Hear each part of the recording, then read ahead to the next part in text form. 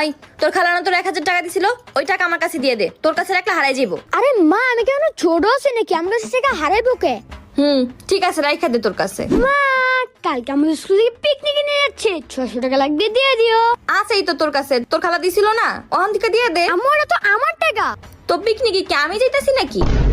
আম্মু, pizza order করি, অনেক খাইতে ইচ্ছে করতেছে। হ দিয়া দে। বেশি না, 600 টাকা। আরেক কাজ কর, লগে French fry, burger, cold coffee order দিয়ে দে। তোর কাছে তো 1000 টাকা আছেই।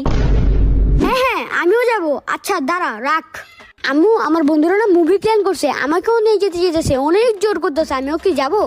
যা, তোর কাছে তো 1000 টাকা আছে, ভালো খাবারও খাইতে পারবি। দূর, কই ফেসে গেলাম। আম্মু, তুমি ঠিকই বলছিলে, আমি টাকাটা সামনে রাখতে পারবো না। এই নাও, টাকাটা তুমিই রাখো। এখন বুঝছস, আর মুভি টুভি দেখতে যাওয়া লাগবে না, বাসায় বসে থাক। দূর, খালি আমার সাথে মনে হয় ভালোই লাগে না।